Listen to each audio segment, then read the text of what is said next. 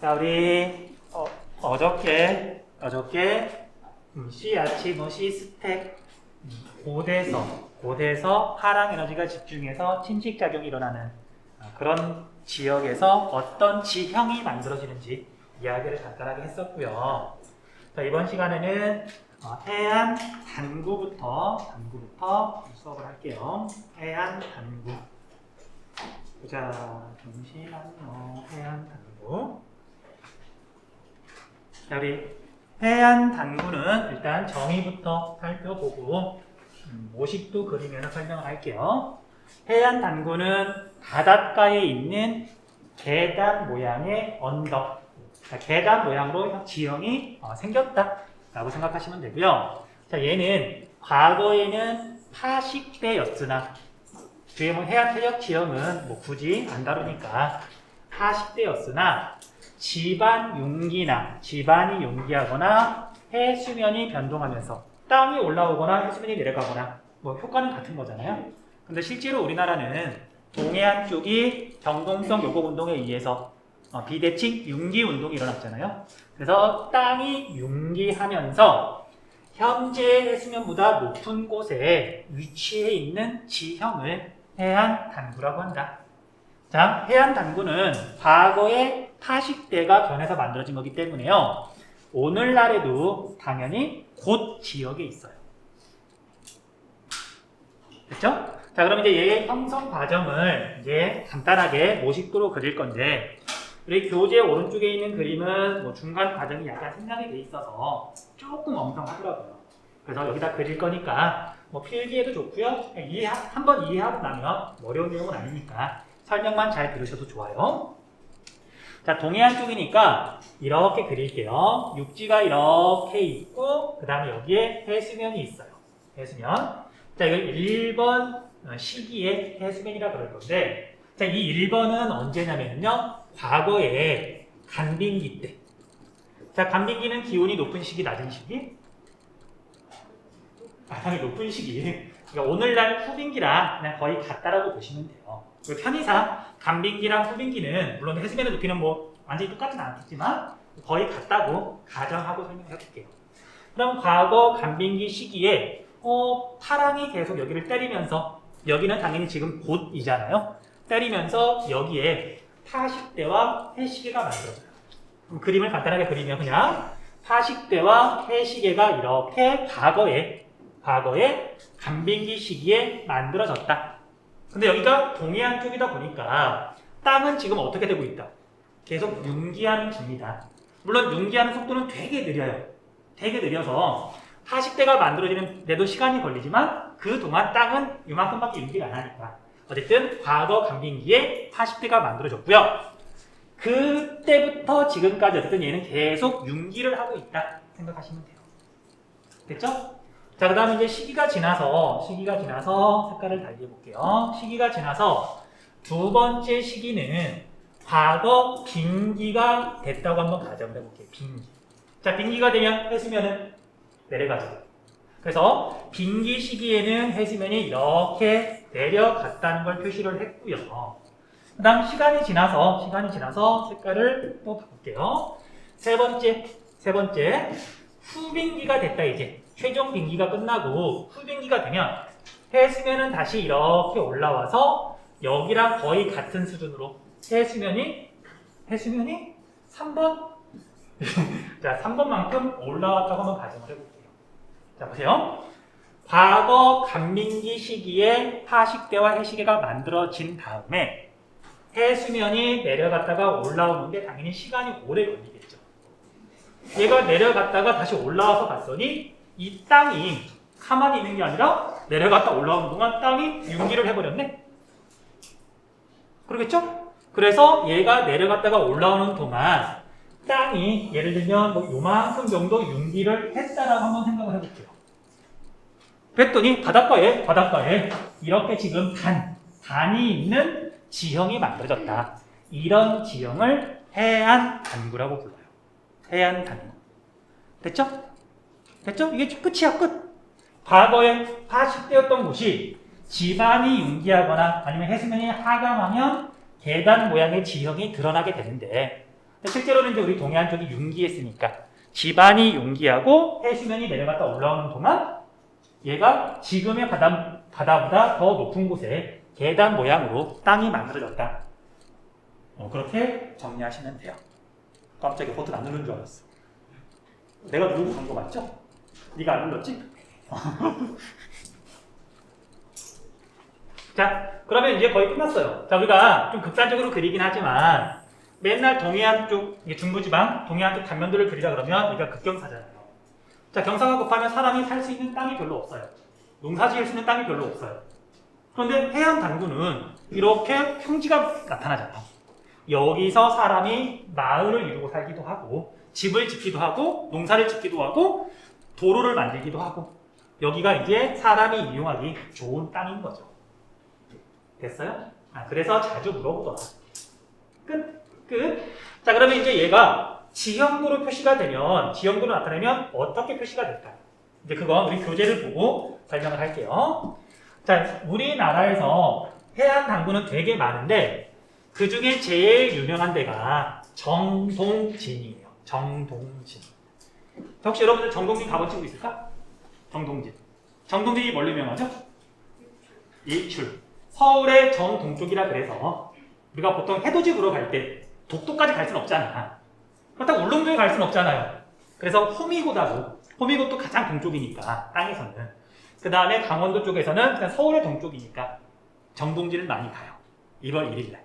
자, 아무튼 그래서 정동진이 이렇게 돼 있는데요. 자, 여기는 지금 이렇게 급경사, 말 그대로 지금 경사가 급한 산지예요. 그런데 바닷가 가까운 곳에 봤더니 여기 A라고 표시되어 있는 곳, 여기를 보니까 등고선의 간격이 넓어지면서 그 다음에 여기 밭 기호도 있고 집도 있고, 자, 이건 도로거든요. 도로도 있고 평지가 있으니까 지금 사람이 사는 거잖아. 그리고 다시 바닷가 지역에는 여기 등고선이 촘촘해져요. 여기는 다시 급경사. 아까 그림 그렸듯이 이렇게 생겼으니까 급경사, 완경사, 거의 평지, 또 여기는 급경사. 지금 그렇게 그려지는 거예요. 그리고 전체적으로는 육지가 바다로 튀어나와 있는 곳에 해당하고. 됐죠? 자, 그래서 이렇게 동해라는 글씨가 보이고, 보통 써주거든요. 동해라는 글씨가 보이고, 바닷가 지역에 이렇게 농사를 짓는 곳이 있다. 해안 단구구나 라고 생각하시면 돼요. 됐죠? 자, 이제 또 맨날 물어보는 거. 자, A는 지금은 바다의 영향을 받지 않지만 과거에는 바닷물이 들어왔던 곳이야. 그 증거로 뭐가 남아있다? 그래, 둥근 자갈 또는 조개 껍데기, 그런 게 남아있다. 맨날 물어봐요. 됐죠? 자, 해안 당구는 여기까지 하시면 되고요. 하나만 더. 자, 여기 보면 조금 이렇게 징그럽게 생긴 기호가 있어요. 뭐 물고기 비늘같이 생기기도 했고, 얘가 뭐냐면요, 해안 절벽을 나타내는 기호예요. 해안 절벽. 해안 절벽. 자, 이제 우리가 등고선에 대해서 뭐 자세히 배우진 않는데, 자, 우리가 절벽이 되게 높다. 그러면 등고선이 이렇게 겹치면서 등고선을 표시할 수가 있는데, 절벽의 높이가 한 8m쯤 된다. 되게 높지만 일반적인 등고선으로는 기본 최소 단위가 10m거든요. 그러니까 등고선으로 나타낼 수가 없는 거야. 분명히 절벽인데. 그래서 이런 기호를 써서 해안 절벽을 나타내요. 됐죠? 여기는 완전히 절벽이고요. 여기는 절벽은 아니지만 등고선이 촘촘하니까 급경사. 여기가 해안 단구. 그 다음에 이쪽은 다시 바다의 영향을 받지 않은, 옛날부터 그냥 그런 일반적인 산지. 그렇게 구분하시면 돼요. 자, 여기까지 충분히 정리할 시간 줄 테니까 정리하세요. 네.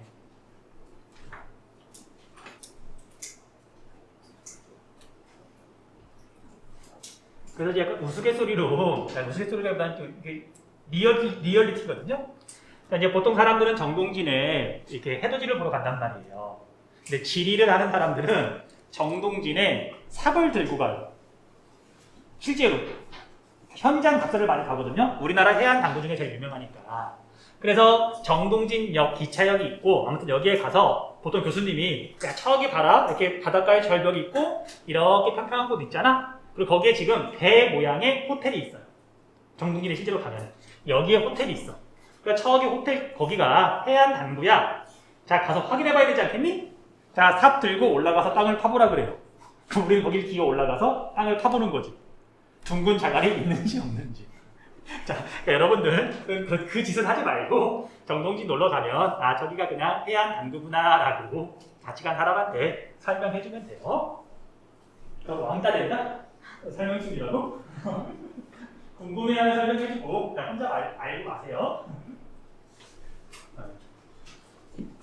넘어갈게요. 자, 그래서 해안 당구는 여기까지. 그다음 해안 해적 지형 설명할게요. 해안 해적 지형. 자, 여기는 주로 만 지역에서 형성된다. 만 지역에서 형성된다. 만은 기본적으로 파랑의 힘이 약하니까. 그리고 연안류에 의해서 모래 같은 것들이 이렇게 이동해가지고 만들어지기도 하고요.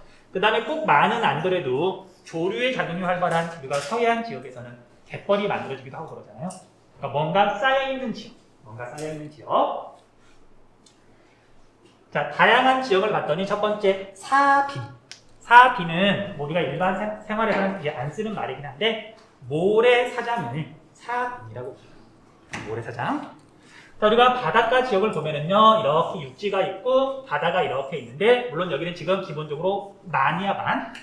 그러면 파랑이 이렇게 다가오면서 점점 힘이 약해지니까 여기 지역에다가 자꾸 모래를 쌓아요. 그럼 우리가 바닷가 바로 옆에 바닷물이 직접 모래를 뭔가 쌓아준 그런 지형을 사빈이라고 불러요. 사빈. 그럼 뭐 생각하면 되냐면요, 해수욕장에 있는 모래. 자, 그래서 동해안으로 치면 하천이 모래를 공급하면 파랑이 계속 이렇게 움직이면서 힘을 쓰면서 그 모래를 만 지역에 쌓아두는 거지. 하천이나 아니면 주변에 있는 곳에서 부서진 바위가 부서져서 만들어진 모래가 파랑에 의해서 만 지역에 주로 쌓여서 만들어지는 게 사빈이다. 사빈이다. 그렇게 정리를 하시면 돼요. 자, 그런데 이 사빈에 대해서는 나중에 문제풀이 할 때 아마 설명이 나올 건데, 자, 조금 여러분들이 어려워하는 내용이긴 하지만 그래도 이해하고 나면 또 이해할 만한 하나 포인트 잡아줄게요. 자, 여러분들 동해안에 사빈이 있어요. 동해안 해안가에. 어차피 동해는 섬이 거의 없으니까. 그래서 동해안에 이렇게 보면 여기에 사빈이 이렇게 발달해 있는데, 자, 이 사빈에 있는 모래는 어디서 온 걸까? 어디서 공급된 걸까? 자, 이제 옛날에 이런 문제가 나온 적이 있어요. 여기에 있는 모래는 심해, 깊은 바다에서 공급되었다. 맞다, 틀리다? 틀리다. 자, 동해에 있는 모래는 기본적으로 태백산맥 위에서 하천이 흘러내리면 하천이 모래를 공급하고 그 모래를 파랑과 연안류가 이렇게 해안가에 쌓아둬서 만들어진 거예요. 주로 바다로 흘러드는 하천이 모래를 공급하니까 하천이 주로 공급한 모래예요. 물론 주변에 이렇게 곳이 있으면 여기에서도 공급이 되긴 하지만 동해에 있는 모래는 사비는 주로 하천이 공급한 거다. 하천이 모래를 공급하니까. 그런데 여러분들 서해나 남해는 하천이 모래를 공급한다 아니면 거의 하지 않는다? 거의 하지 않는다 그랬죠.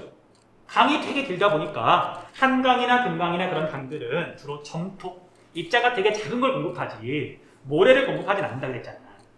그런데 서해나 남해나 또는 섬지역도 당연히 하천이 없을 수도 있고. 근데 여기에도 해수욕장 있단 말이에요. 그러면 여기에 있는 해수욕장 사비는 모래가 어디서 온 걸까? 그치, 하천이 아니라 주변에 있는 곳. 암석 해안이 부서지고 거기 모래가 공급이 된 거예요. 윤희야, 이해했어? 못 알아들었어. 내가 지금 너를 윤이라고 불렀잖아. 얘가 너 그렇게 불렀다며. 얘가 잠에 취해서. 그래서 서해나 남해나 아니면 섬 지역에 있는 사빈 모래사장은요, 그 모래가 어디에서 공급이 된 거냐면 주변에 있는 암석 해안이라고 정리해 주시면 돼요. 주변에 있는 암석 해안. 됐죠? 그러니까 기출문제 같은 거 풀다 보면 이게 왜 이렇게 내가 정리를 했는지 아마 알 거예요. 알면 고맙고 모르면 다시 한번 설명하지 뭐.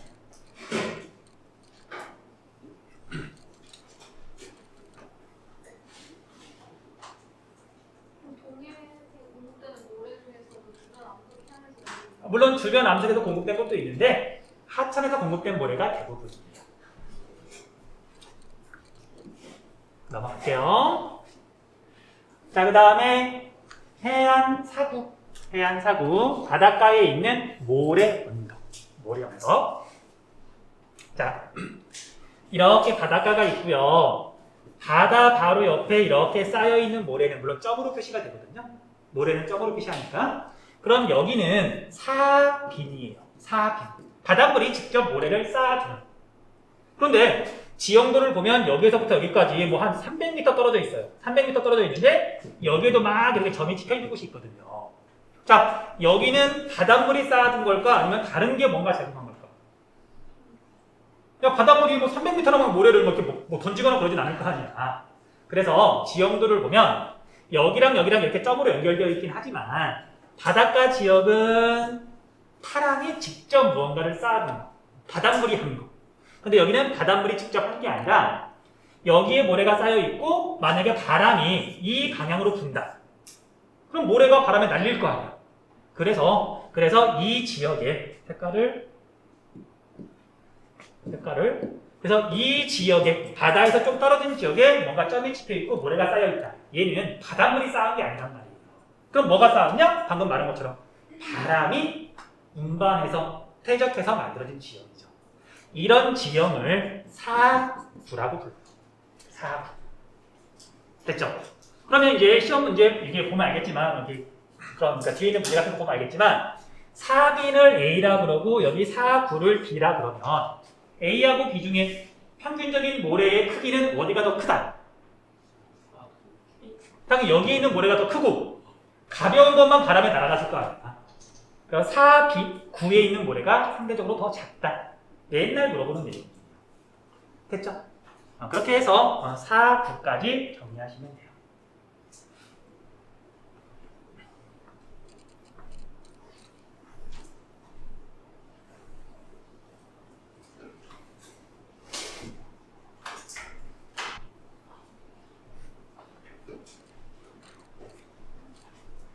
자, 계속 나갈게요. 그 다음 사주. 자, 사주에서 이 주는 기둥을 뜻하는 한자말이에요. 기둥. 건물에 있는 기둥이 있잖아. 그래서 얘는 그림을 자, 여러분들은 굳이 그림 안 그려도 돼요. 자, 우리가 해안선이라고 하는 게 직선은 거의 없고 약간 울퉁불퉁하잖아. 그래서 어쨌든 얘가 약간 이렇게 울퉁불퉁하다고 한번 가정을 해볼게요. 그리고 여기에서 이렇게 하천이 흘러들면서 모래가 공급이 되고 그럼 이 모래가 파랑에 따라서 그 다음에 연안류에 따라서 이렇게 바닷가 쪽으로 뻗어나가요. 우리 연안류 지난 시간에 설명했죠. 그럼 이 연안류가 이렇게 흘러간다고 가정을 해보면 이렇게 육지 가장자리에 쌓여있는 걸 우리가 사빈이라고 부르는데요. 얘가 연안류에 따라서 이렇게 이동을 하다 보니까 이렇게 뻗어나가기도 해요. 얘가 물은 이렇게 흐르는데 모래가 이렇게 쌓이진 않을 거 아니야. 그래서 사빈에 있는 모래가 연안류를 따라서 이렇게 물 쪽으로 이렇게 뻗어나가 있는 지형. 이런 지형을 우리가 사주라고 불러요. 사주. 기둥 주자. 그래서 사비는 한쪽은 육지, 한쪽은 바다. 사주는 여기도 물, 여기도 물. 그럼 그렇게 구분하시면 돼요. 양쪽이 물이면 사주. 한쪽은 땅이고 한쪽은 물이면 사빈. 그렇게 구분하면 된다고요. 물론 정확한 의미는 사빈에 있는 모래가 파랑과 연안류에 의해서 바다 쪽으로 길게 뻗어나간 지형을 모래기둥, 사주라고 한다. 포인트는 파랑과 연안류의 작용으로 만들어진다.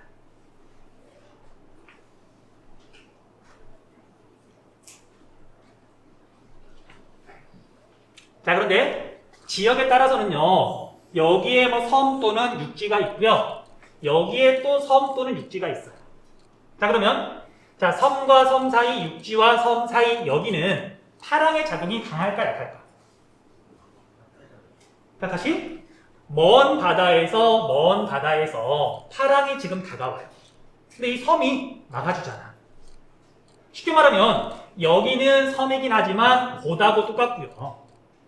그리고 여기는 이제 뭐 만이나 그런 건 아니지만 이 섬 자체가 파랑을 막아주니까 여기는 뭐랑 비슷하냐면 파랑의 힘이 약하겠죠. 만하고 비슷해요. 그럼 여기는 모래가 뭔가 자꾸 깎일까 아니면 쌓일까? 쌓이겠죠. 그래서 이 지역은 오랜 시간이 지나면 여기가 이렇게 연결이 되기도 해요. 섬하고 육지하고 또는 섬과 섬 사이가 연결이 되기도 해. 뭔가 쌓여서 이렇게 만들어진, 여기도 물이고 여기도 물이고 여기는 뭔가 쌓여 있는데 모래가 더 쌓이거든요. 이런 사주를 뭐라고 부르냐면요, 육지와 육지를 연계했다. 육계사주라고 불러요. 육계사주. 자, 얘가 뭐 뭔가 되게 특별하다 그런 건 아니고요. 그냥 좀 신기하니까 자주 이런 용어가 나오더라고요. 자, 여러분들 육계사주 아마 본 적 있을 거야. 못 봤나? 여러분들 수학여행 못 갔다 왔죠? 제주도 안 갔죠? 고등학교 때. 자, 우리가 제주도에 보면 성산 일출봉이라고 있어요. 혹시 가본 사람 있니? 성산 일출봉? 가본 사람 있을 거야. 되게 유명한 관광지니까. 근데 일출봉은 원래 섬이었거든요. 근데 지금 일출봉 갈 때 배 타고 가는 게 아니라 그냥 자동차 타고 가서 내려서 올라가거든. 그래서 제주도랑 성산 일출봉이 제주도 성산 일출봉, 여기가 지금 연결되어 있거든요. 여기가 육계사주. 여기는 원래 섬이었으나 육지랑 연계된 섬, 육계도라고 불러요. 육계도. 자, 그래서 육계도와 육계사주 밑에 설명 나와 있죠. 그렇게 정리하시면 돼요.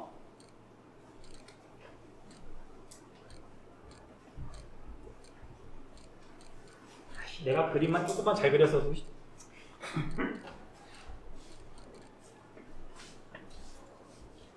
좋았을 텐데.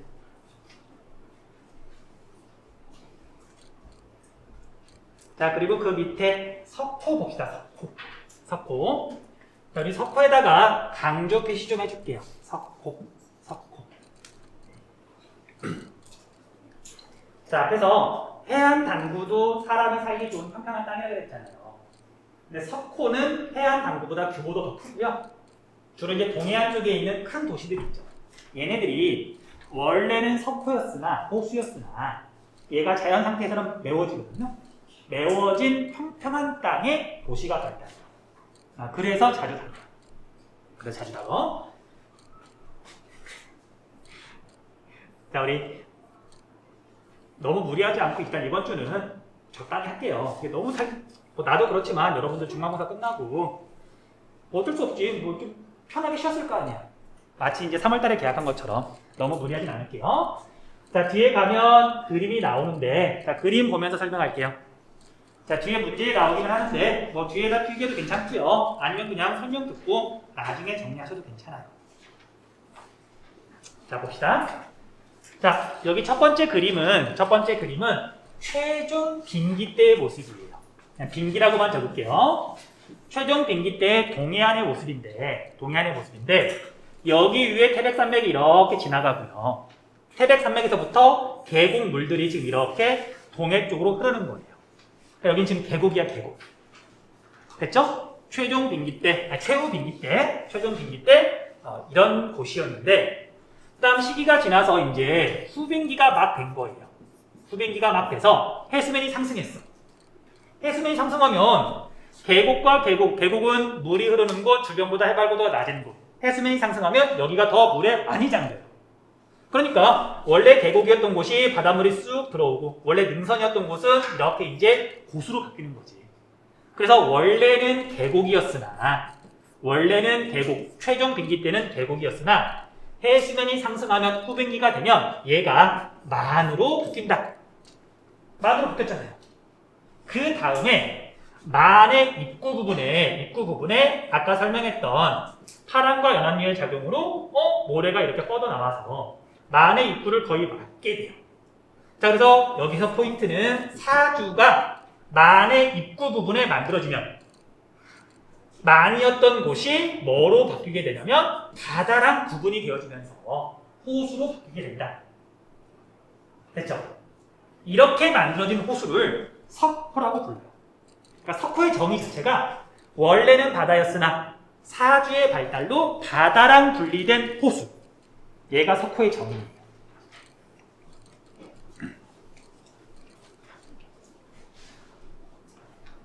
자, 포인트는 석호는 오늘날 석호는 해수면이 상승한 다음에 만들어진 거다. 첫 번째 포인트. 해수면이 상승한 다음에 만들어진 거고요. 만의 입구에 사주가 발달하면서 바다랑 분리가 됐다. 뭐 두 번째 포인트. 그다음 세 번째 포인트.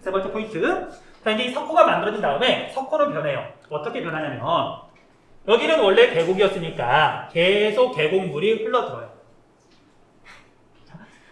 자, 물만 흘러드는 게 아니라 흙과 모래도 계속 떠내려와요. 그럼 이 석호는 시간이 지나면 면적이 어떻게 될까? 줄어들어요. 수심이 얕아져요. 결국은 없어져요. 평평하게 메워져서. 됐어요? 자, 여기서는 사람이 살 수 없지만 산의 계곡이니까 많이 살 수 없지만 여기가 메워지고 나면 평지가 생기는 거잖아. 여기에 사람이 사는 거지. 농사 짓는 거죠. 이런 곳에 강릉이 있어요. 이런 곳에 속초가 있는 거예요.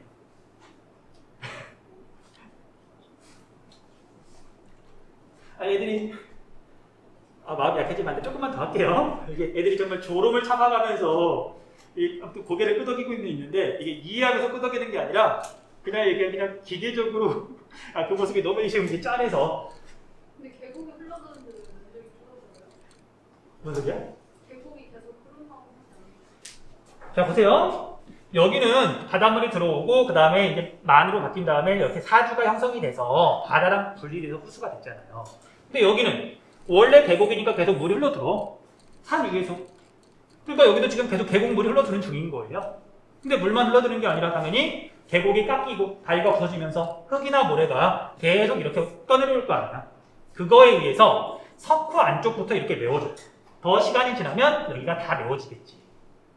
그러니까 자연 상태에서는 석호는 시간이 지나면 면적이 줄어들고 수심이 얕아지고 그러다가 결국은 없어진다.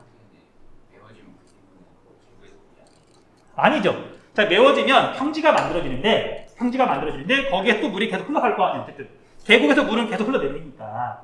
그러면 평지를 물이 흐르면서 자유공유를 하기도 하고 또 물이 넘쳐서 범람원이 만들어지기도 하고 어쨌든 이 물은 바다까지 가야 되겠지.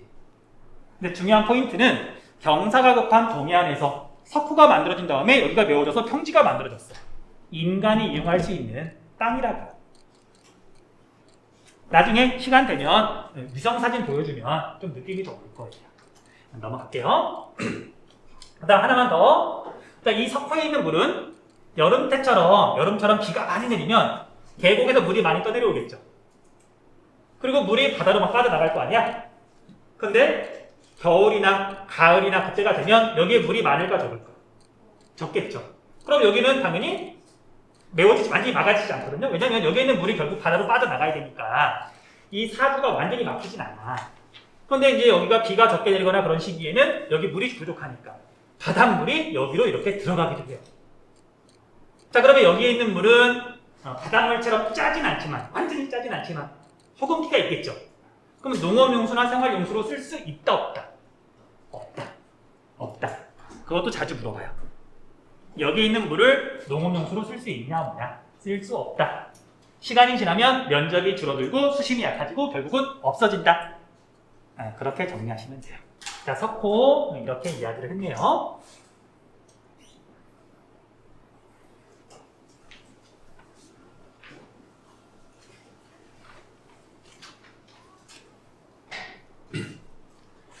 자, 여러분들, 갯벌은 그러면 1, 2분이면 끝나니까 갯벌까지만 설명하고 오늘 마칠게요. 자, 좀만 집중해서 할게요. 석호는 후빙기의 해수면이 상승으로 원래는 계곡이었으나 만이 만들어지고요. 그 만의 입구에 사주가 발달하게 되면 바다랑 분리되는 호수가 만들어진다. 이걸 석호라 그런다. 자, 그런데 이런 석호는 동해안에만 있어요. 자, 왜 그러냐면 봐봐. 지난 시간에 했던 것처럼 서해안 쪽, 남해안 쪽은 2차 산맥이 이렇게 뻗어 있고 해수면이 상승하면 만이 만들어지긴 해요. 근데 이 만의 규모가 어마어마하게 큰 거죠. 여기 입구를 막을 수 있을까 없을까? 막을 수가 없어서 서해안하고 남해안에는 석호가 없다고 생각하시면 되고요. 동해안 쪽에만 석호가 있다. 넘어갈게요. 자, 그 다음에 관광 자원으로 이용된다. 자, 여기가 만이고요. 사주가 이렇게 발달해가지고 여기 석호가 만들어졌어. 그래서 만약에 여러분들이 여기에 가서 이렇게 바라보잖아요. 그러면 이쪽은 바다, 이쪽은 호수. 양쪽이 물이에요. 그러니까 일반적인 해수욕장도 되게 멋있는데 여기는 사주니까 해수욕장으로 이용되거든요. 가서 봤더니 여기는 푸른 바다, 여기는 잔잔한 호수. 가서 보면 뭔가 멋있겠죠. 그래서 되게 좋은 관광 자원이 돼요. 그래서 대표적인 석호가 여러분들이 알고 있는 대표적인 석호가 강릉에 있는 유명한 해수욕장. 자, 여러분들이 알고 있는 제일 유명한 해수욕장 해운대 말고 을암리 말고 자, 여러분 혹시 경포대 해수욕장이라고 들어보세요? 경포대 해수욕장? 여름철에 그러니까 여름이잖아. 그럼 이제 뭐 어느 해수욕장에 뭐 몇십만 명이 몰렸더라. 옛날 뉴스가 나온 데가 있어. 제일 많이 나온 데는 해운대. 100만 명이 몰렸더라. 그만큼이나 많이 나온 데가 강릉에 있는 경포대. 근데 그 경포대가 바로 여기가 경포호고요. 여기가 동해바다고 여기가 경포대 해수욕장이에요. 그러니까 사람들이 되게 많이 가는 데야. 예쁘니까 멋있으니까 넘어갈게요. 자, 우리 갯벌은 다 했어. 갯벌은 다 했어요. 조류의 퇴적 작용으로 형성된다. 그리고 이 갯벌은 단면도를 이렇게 그리면은요, 육지, 얘가 썰물 때, 얘가 밀물 때 어디에 만들어지는 거냐면 여기에 만들어지는 게 갯벌이에요. 왔다 갔다 하면서 진흙 같은 걸 여기에 쌓아두는 겁니다. 이걸 갯벌이고요. 그 다음에 형성은 하천이 일단 흙을 많이 공급해야 되고 그 다음에 조차는 파야 되죠. 그래야 조류의 작용이 활발하니까. 그 다음에 수심이 얕아야 되고 수심이 너무 깊으면 당연히 다 바닷속으로 가라앉아 버리고 뭔가 쌓일 리가 없으니까. 그 다음에 해안선이 복잡한 건 그냥 넘어가시면 되고요. 그 다음에 기능과 이용은 다양한 종류의 생물이 서식하고요. 오염물질 정화시키고요. 그 다음에 태풍이나 해일 등이 왔을 때 여기 면적이 넓으니까 여기서 사람들이 사는 거 아니잖아. 그러니까 여기가 바닷물이 이렇게 넘치는 걸 넘어오는 걸 막아주는 역할을 하기도 하고. 자, 그래서 우리나라는 세계 5대 갯벌에 들어가고요. 5대 갯벌에 들어가고요. 그 다음에 작년에 우리나라 갯벌 중에 여러 곳이 세계 자연유산으로 등재가 됐어요. 세계 자연유산. 유네스코에서 지정하는 세계 자연유산으로 등재가 됐는데 우리나라에서 세계 자연유산은 제주도하고 갯벌 딱 2개예요. 근데 제주도는 지금까지 너무 많이 물어봤고 갯벌은 작년에 등재가 됐으니까 이제 막 물어보기 시작하는 중이에요. 그 갯벌 중요하니까 알아두시면 되고요. 양식장이나 염전으로 이용한다. 끝! 자, 오늘은 여기까지 할게요. 자, 질문 있는 사람은 질문하시고 남아있는 시간은 조용히 자기 할 거 할게요.